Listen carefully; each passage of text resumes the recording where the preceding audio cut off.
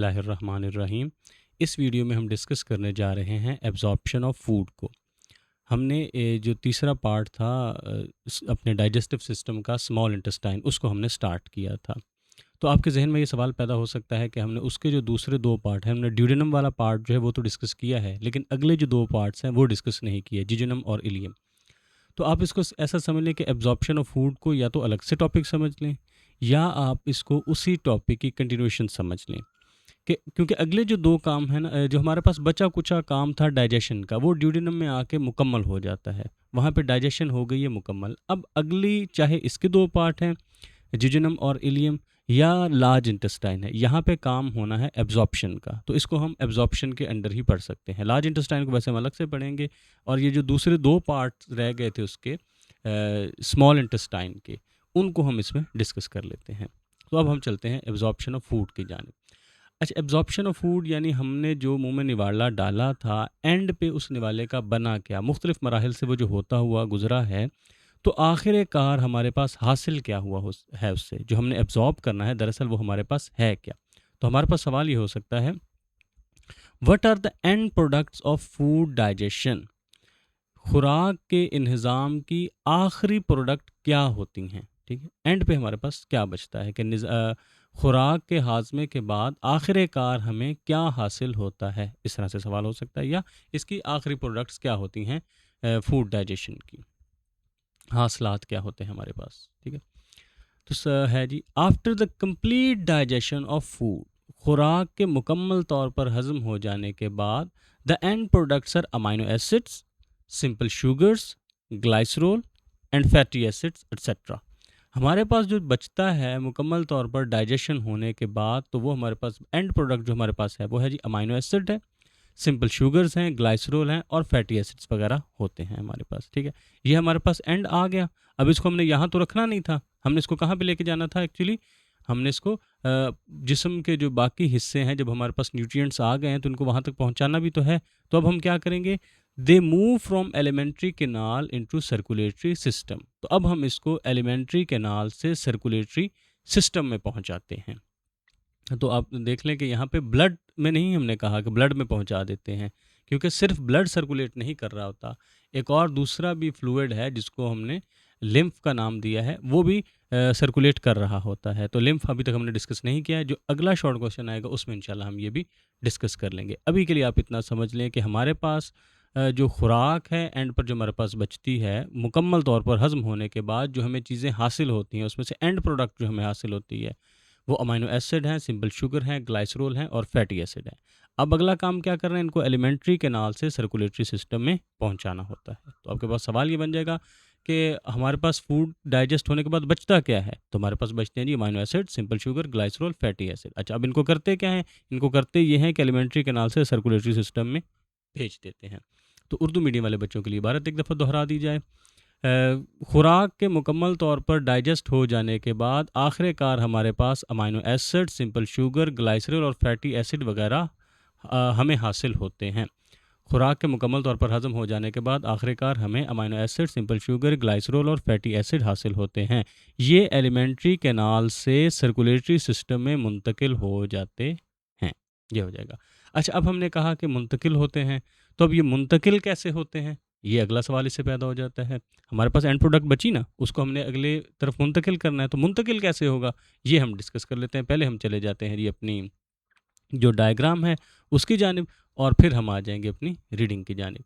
तो ये हमारे पास ये है इसकी डायग्राम, कि इसको जो जज़ब करना होता है, तो जज़ब करने के लिए जितना ज़्यादा एरिया होगा उतना ज़्यादा वो जो भी हमने चीज़ें एब्जॉर्ब करनी है वो ज़्यादा जज़ब हो सकती थी। इसलिए हमारे पास जो स्मॉल इंटेस्टाइन है इसके अंदर फोल्डेड तरह होती, कई तहें होती हैं इसकी, ठीक। अगर सीधा ये एक ही तय होती तो एरिया कम मिलता। अब इसके अंदर ये देख रहे हैं आप, ये फोल्ड्स हैं इसके अंदर, ठीक है, मुख्तलिफ तहें लगी हुई हैं, तो हमारे पास क्या हुआ, एरिया ज़्यादा हो गया। अच्छा, यहाँ पर भी नहीं बात बस हुई। अब इसके ऊपर एक फिंगर लाइक प्रोजेक्शंस बनी हुई होती हैं, यानी छोटे छोटे इसके ऊपर उभार होते हैं, जैसे उंगली नहीं होती, उस तरह के इसके ऊपर उभार भी होते हैं। तो एरिया और ज़्यादा बढ़ गया, ठीक है। एक तो था कि ये सीधा बस इतना एरिया होता है, एक है इसके अंदर फ़ोल्ड करके रखा हुआ है। ज़ाहिर बात है अगर आपने कपड़ा फ़ोल्ड करके रखा हुआ है तो वो थोड़ी-सी जगह पर ज़्यादा-सा कपड़ा आ जाएगा। इसी तरह इसका भी ये फ़ोल्डेड फॉर्म में होता है तो इसका सरफेस एरिया बहुत ज़्यादा बढ़ जाता है। अगर इसको फैलाएँ तो ये काफ़ी ज़्यादा एरिया बन जाएगा। उससे आगे फिर क्या है कि इसके ऊपर ये प्रोजेक्शंस भी बनी होती हैं और मज़ीद ऊपर उभार बने होते हैं, तो अब सरफेस एरिया तो हमारे पास ख़ासा आ गया है जज़ब करने के लिए, ठीक है? कि फ़ोल्डेड है और ऊपर प्रोजेक्शंस हैं, तो ये एब्ज़ॉर्ब करेंगी। अब अगली बात ये समझनी है कि ये एब्ज़ॉर्ब कैसे करते हैं। सिर्फ़ यहाँ पे 2 ही बातें हमने समझनी है, ठीक है? कैसे एब्ज़ॉर्ब होता है?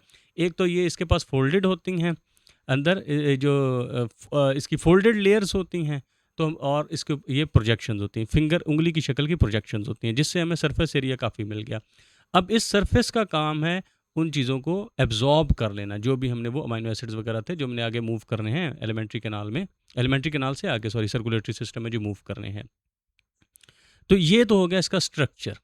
अब एब्ज़ॉर्ब कैसे करता है? एब्ज़ॉर्ब करने के 2 तरीके हो सकते हैं। एक है जी डिफ्यूज़न और दूसरा है एक्टिव ट्रांसपोर्ट, ठीक है? एक है डिफ्यूज़न। डिफ्यूज़न एक पैसिव ट्रांसपोर्ट होती है, इसमें हमें खुद से कोई एनर्जी नहीं देनी पड़ती, ठीक है? अगर आप पानी के एक ग्लास लें, उसमें एक जगह स्याही का कतरा डालें, तो वो खुद ब खुद पूरी जगह पे जिस तरह फैल सकता है। एक हम पढ़ के भी आए हैं, फिज़िक्स में भी पढ़ा है, केमिस्ट्री में भी पढ़ा है, डिफ्यूज़न जो है कि जो ज़्यादा कंसंट्रेशन जहाँ होगी, वहाँ से वो लो कंसंट्रेशन की तरफ चला जाएगा। अब हमारा जो ब्लड है, वो सर्कुलेट कर रहा है, ये दूसरे लिम्फ है, वो सर्कुलेट कर रहा है इसके अंदर।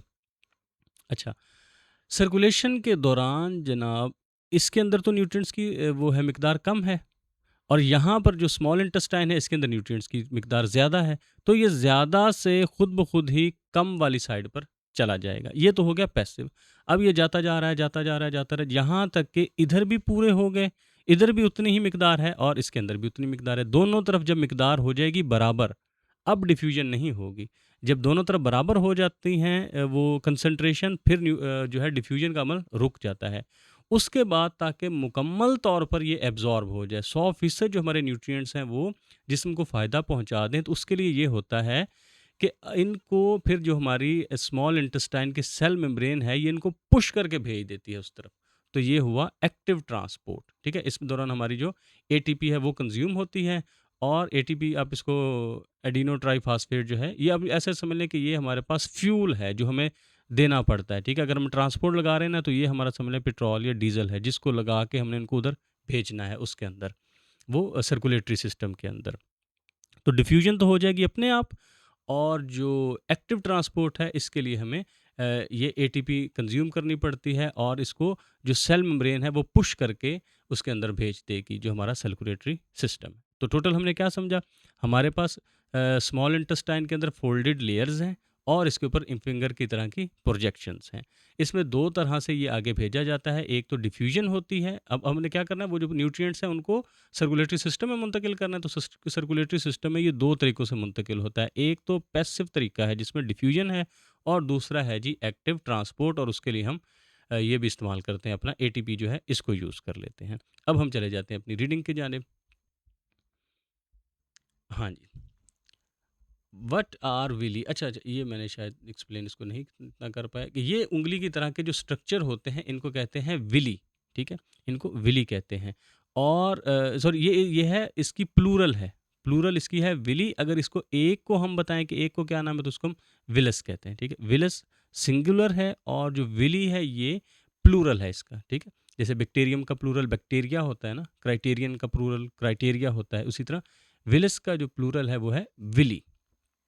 ठीक है? ये यहाँ पर जो काफ़ी सारी प्रोजेक्शन है इनका नाम है विली। ये इसको जज़ब जज़ब करती हैं। अभी तक यहाँ तक सिर्फ़ इतनी बात समझें कि ये इसको एब्ज़ॉर्ब करती हैं, एब्ज़ॉर्ब करके सर्कुलेटरी सिस्टम में भेजती हैं।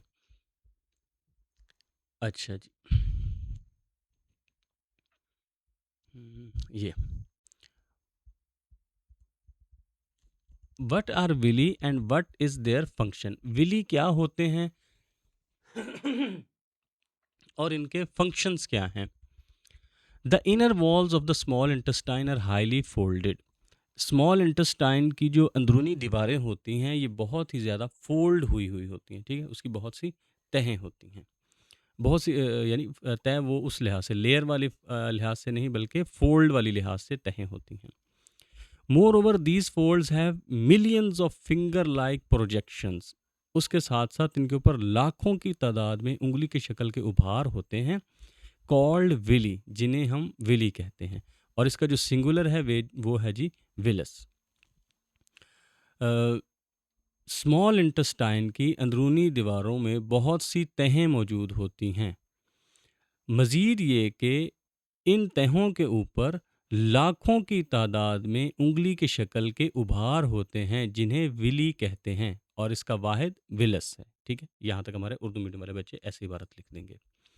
The folds and villi provide a large surface area. ये तहें और विली मिलकर एक बड़ा सरफेस एरिया फराहम करते हैं, यानी सतही रकबा ज़्यादा फराहम करते हैं, for the absorption of food, खुराक के इंजज़ाब के लिए। ठीक है? ये तहें और विली खुराक की इंजज़ाब के लिए ख़ासा बड़ा सतही रकबा फराहम करते हैं। इस तरह से उनकी इबारत हो जाएगी कि ये इन्होंने ख़ासा बड़ा हमें एरिया देते हैं ताकि वो ज़्यादा से ज़्यादा जज़्ब हो जाए। Food molecules are absorb through this surface. इस सतह के ज़रिए खुराक के मॉलिक्यूल्स जज़्ब किए जाते हैं, through diffusion and active transport. Diffusion के ज़रिए और एक्टिव ट्रांसपोर्ट के ज़रिए। डिफ्यूजन मैंने आपको बता दिया कि जब उसकी कंसंट्रेशन ज़्यादा है यहाँ पे स्मॉल इंटेस्टाइन में और सर्कुलेटरी सिस्टम में कम है, तो ये उधर चले जाएंगे, और जब वो कंसंट्रेशन बराबर हो जाएगी तो फिर ये सेल मेम्ब्रेन उसको, जो स्मॉल इंटेस्टाइन की सेल मेम्ब्रेन है, वो खुद इनको धकेल के उधर भेजेगी, तो वो हो जाएगी हमारी एक्टिव ट्रांसपोर्ट। तो इन दो तरीक़ों से जाते हैं। तो इस तरह से हमारा ये शॉर्ट क्वेश्चन भी मुकम्मल हुआ कि इनर वाल के अंदर बहुत सी तहें होती हैं। अब हमसे ये सवाल अगर ये पूछा जाए कि जी किस तरह विली जो है इनका काम क्या है, विली क्या काम करते हैं? विली ये काम करते हैं कि स्मॉल इंटेस्टाइन में बहुत सारी तहें होती हैं और उनके ऊपर ये फिंगर लाइक प्रोजेक्शंस लगे होते हैं, जिनको हम विली कहते हैं। ये बहुत सा सरफेस एरिया फ़राहम करते हैं। जितना ज़्यादा सरफेस एरिया होगा उतना ज़्यादा एब्ज़ॉर्प्शन होनी थी। इन्होंने बहुत सारा सरफेस एरिया फ़राहम किया, जिसकी वज़ह से फूड मॉलिक्यूल्स इनके अंदर जज़ब हो गए। अब जज़ब होने के आगे 2 तरीके हैं, एक डिफ्यूज़न है, दूसरा एक्टिव ट्रांसपोर्ट है। एक तो खुद ब खुद जहाँ ज़्यादा कंसंट्रेशन है वो कम की तरफ चली जाएगी, और दूसरा एक्टिव ट्रांसपोर्ट होगा, जिसमें बाकायदा एनर्जी सर्व करके इनको वहाँ भेजा जाएगा। तो ये हमारे पास हो गया इसका भी। अब हमने जान लिया कि फ़ूड एब्ज़ॉर्ब करनी थी, और एब्ज़ॉर्ब जिसने करनी है वो भी हमने जान लिया कि वो विली है, और वो सरफेस एरिया है उसने करनी है। अब हम देख लेते हैं कि ये विली का स्ट्रक्चर कैसा है। ये जो विली एब्ज़ॉर्ब कर रहा है, इसका स्ट्रक्चर है कैसा? क्योंकि स्ट्रक्चर से हमें पता लगेगा ना कि वो कितना ज़्यादा जज़ब कर सकता है, कितना वो एफ़िशिएंट है जज़ब करने के मामले में। अब हम चले जाते हैं इसके जी इंटरनल स्ट्रक्चर की जानिब। What is the internal structure of the villous? तो हम पहले अपनी डायग्राम की जानिब चले जाते हैं, हम अपना कॉन्सेप्ट क्लियर करते हैं, तो फिर आगे हम इसकी यहाँ से रीडिंग कर लेंगे। अच्छा जी, ये है जी हमारे पास इसका इंटरनल स्ट्रक्चर। इसके ऊपर सिर्फ इतना समझ लें कि सिर्फ एक सिंगल लेयर होती है सेल्स की। ठीक है? ये सिंगल लेयर आ गई। उसके नीचे क्या होते हैं? उसके नीचे होते हैं जी ये कैपिलरी, और फिर ये होता है जी ये वाला, जहाँ पे जो लिम्फ वेसल इसको कहते हैं। एक ये चीज़ है। ठीक है? सादा बात है। ये समझ लें हमारे पास है एक सादा विलस। अब उसकी फॉर्म हमने देखी, ऊपर एक सिंगल लेयर है, और यहाँ पे ब्लड कैपिलरीज़ हैं, और एक लिम्फ वेसल है। सिंपल इतना सा इसका स्ट्रक्चर है। जी, स्ट्रक्चर तो इसका सिर्फ़ इतना सा ही है। ये सेल का भी आपको पता लग गया एक लेयर होती है, ब्लड कैपिलरीज़ का भी पता लग गया। ये वो चीज़ जो मैं अभी तक टालता आया हूँ, अभी आखिरकार आपको बता ही देता हूँ कि लिम्फ क्या होता है। लिम्फ दरअसल एक फ्लूइड होता है। जब हमारा ब्लड सर्कुलेट करता है तो इसमें से फ्लूइड लीक होता है। इसमें ज़्यादातर जो फ्लूइड है वो दोबारा एब्जॉर्ब हो जाता है, लेकिन बाकी जो बचता है ना, वो लिम्फ कहलाता है। अच्छा, अब लिम्फ के अंदर क्या क्या होता है? इसके अंदर जी वाटर होता है, इसके अंदर प्रोटीन होते हैं, और इसके अंदर वाइट ब्लड सेल्स होते हैं। तो इसका एक अलग भी पाथ बन जाता है, जिसको हम लिम्फ वेसल कहते हैं, या इसको लेक्टियल भी कहते हैं। जिसके अंदर लिम्फ मूव करता है ना, इसको लिम्फ वेसल या लेक्टियल कहते हैं। तो ये जो हमारे पास होता है, यानी ये इसको समझ लें कि खून की ही ये एक दूसरी किस्म है, जो उसमें से बचे खुचे होते हैं। वो पहले लीक होते हैं, फिर दोबारा ये इकट्ठे होके, तो दोबारा ये चले भी दोबारा हार्ट के अंदर ही जाते हैं। ठीक है? जो कुछ इसमें से ब्लड में से अलग हुआ होता है, ये दोबारा फिर उसके अंदर दोबारा से शामिल भी हो जाता है। तो ये हमारा हो जाता है लिम्फ। तो अब एक सर्कुलेटरी सिस्टम हमारे पास ब्लड है, और दूसरा हमारे पास है जी लिम्फ वेसल या लेक्टियल। तो ये यहाँ पर सारा कुछ इकट्ठा करके जो न्यूट्रिएंट्स हैं वो ब्लड कैपिलरीज में और इसके अंदर चले जाते हैं, और यहाँ से फिर आगे ये चले जाने हैं हार्ट के अंदर।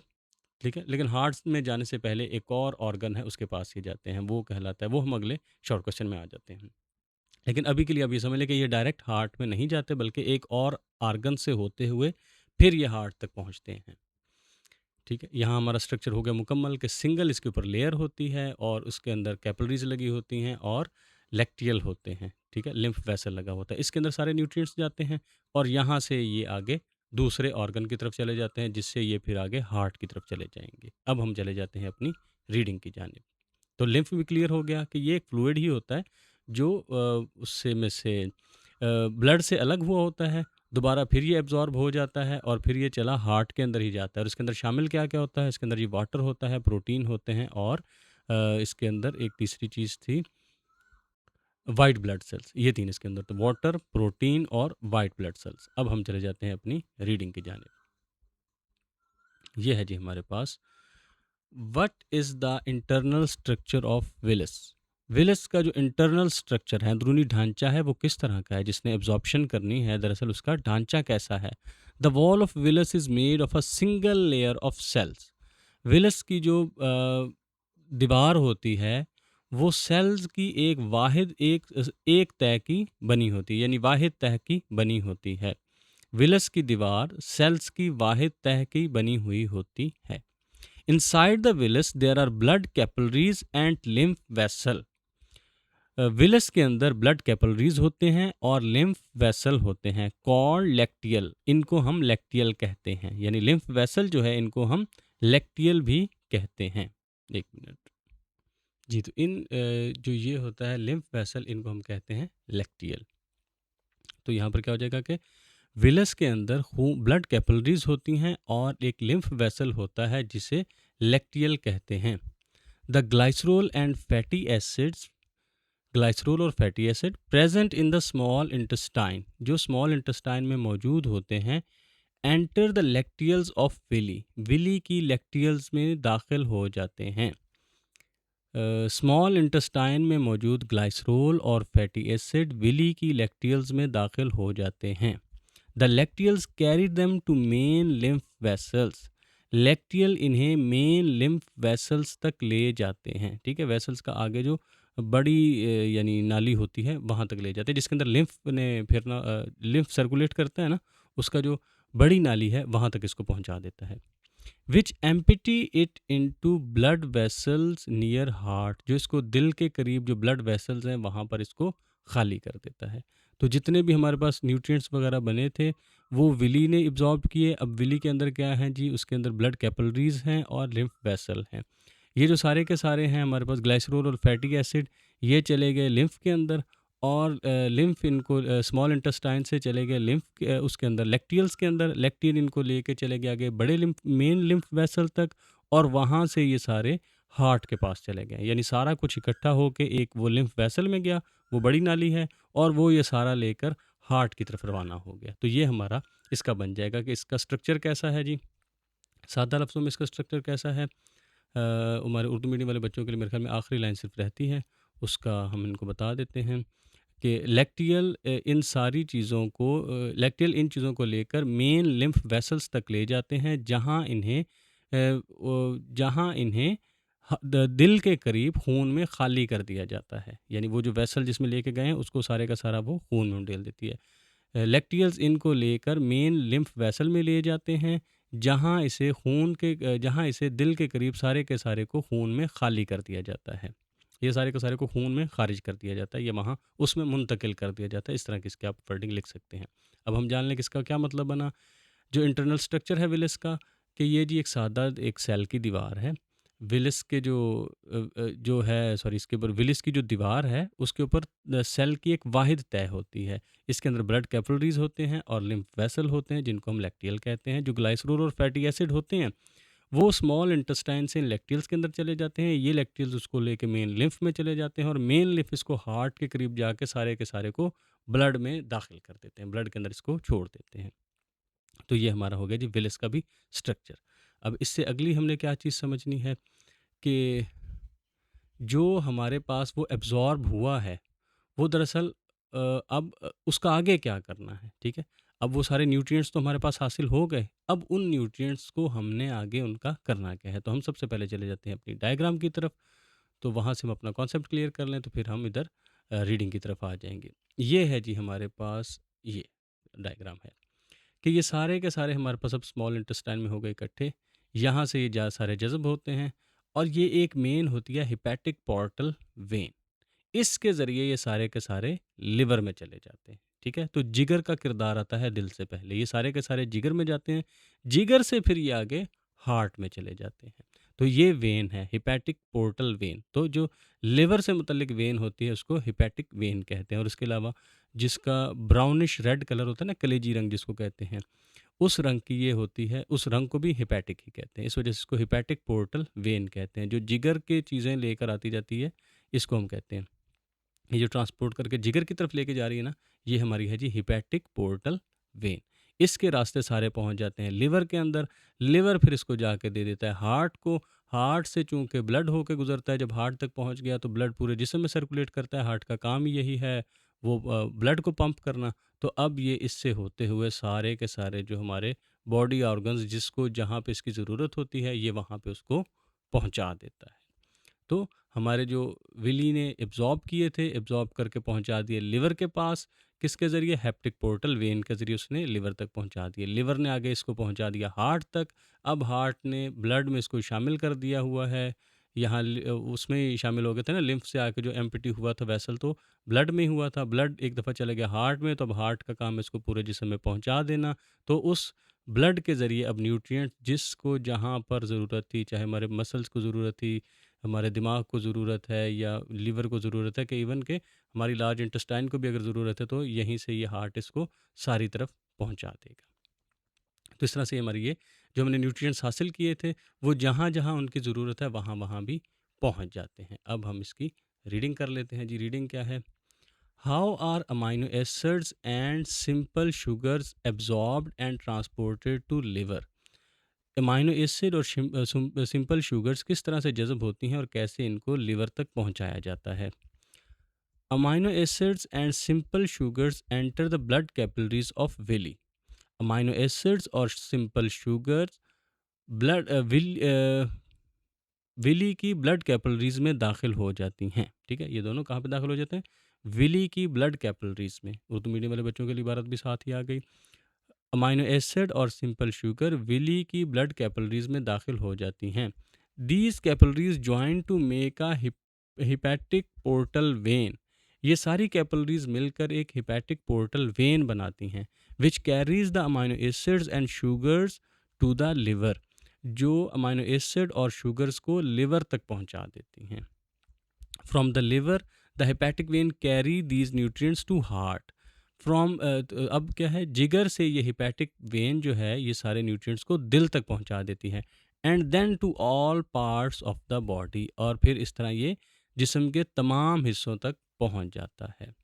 ठीक, जो न्यूट्रिएंट्स थे वो उससे सारे विली से आए हमारे पास कैपिलरी से होते हुए लिवर में, और उसी हेपेटिक पोर्टल वेन के ज़रिए आ गए लिवर में, लिवर से ये आगे आ गए हार्ट में, और हार्ट से फिर ये पूरे के पूरे जिस्म में मुंतकिल हो जाते हैं। तुम्हारे उर्दू मीडियम वाले बच्चों के लिए इबारत भी साथ ही मैंने बता दी कि ये कैपिलरीज एक हेपेटिक पोर्टल वेन बनाते हैं जो अमाइनो एसिड और शुगर को जिगर तक पहुंचाते हैं, और जिगर से हेपेटिक पोर्टल वेन जो है इन सारे न्यूट्रिएंट्स को दिल तक पहुंचाती है, और यहाँ से फिर ये तमाम जिस्म तक पहुंचाए जाते हैं। इस तरह से ये भी अब हमारा काम हो गया मुकम्मल, कि जहाँ जहाँ उसने पहुंचना था वो भी मुकम्मल हो गया, कि एब्जॉर्ब होकर वहाँ तक पहुँचाने वाला मरहला जो है वो हो गया, कि न्यूट्रिएंट्स जो है वो उधर को चले जाएंगे, एब्जॉर्ब होके हार्ट की तरफ चले जाएंगे, और हार्ट से फिर वो पूरे जिस्म में सर्कुलेट हो जाएंगे। यहाँ इसके साथ एक शॉर्ट क्वेश्चन भी था, वो भी हम देख लेते हैं। वो क्या है जी?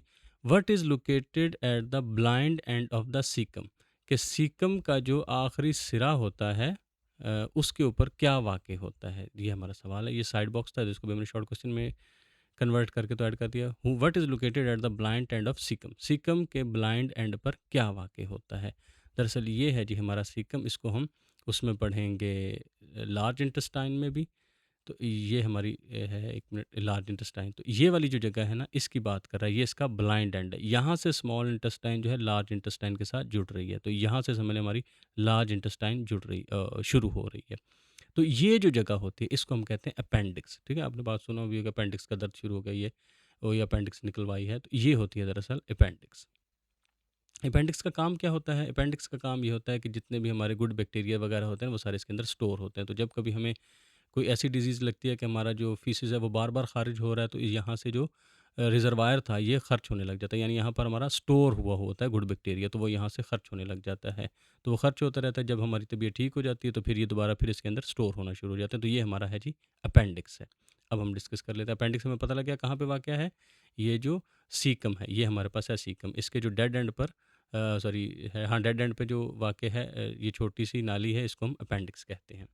अच्छा जी, ये यहाँ पर लोकेट होता है इसके ब्लाइंड एंड पर। अच्छा जी, अच्छा। ये क्या है जी, there is a small finger like appendix at the blind end of the caecum. Caecum के ब्लाइंड एंड पर एक छोटी-सी उँगली की शक्ल की एक अपेंडिक्स होती है, ठीक है? Infection in the appendix causes severe pain. अगर इसके अंदर इन्फेक्शन हो जाए तो बहुत शदीद किस्म का दर्द होता है। If the infected appendix is not removed surgically, अगर इसको ऑपरेशन करके ना निकाला जाए, इट कैन ब्रस्ट, तो ये फट भी सकती हैं, एंड इन्फेक्शन में स्प्रेड इन द एब्डोमेन, और पूरे पेट वाली जगह पर ये जो है इन्फेक्शन फैल सकता है, ठीक है? जो बीमारी है वो पूरे में फैल सकती है। तो अब सवाल क्या बन जाएगा जी कि सीकम के ब्लाइंड एंड पर क्या वाक़ होता है? सीकम के ब्लाइंड एंड पर एक छोटी-सी उँगली की शक्ल की अपेंडिक्स मौजूद होती है। अपेंडिक्स में अगर इन्फेक्शन हो जाए तो शदीद दर्द होता है। अगर इन्फेक्टेड अपेंडिक्स को ऑपरेशन करके ना निकाला जाए तो ये फट सकती है और इन्फेक्शन पूरे एब्डोमेन में फैल सकता है। तो ये हमारा इस तरह से मुकम्मल हुआ जो स्मॉल इंटेस्टाइन है। नेक्स्ट हम पढ़ेंगे इंशाल्लाह लार्ज इंटेस्टाइन।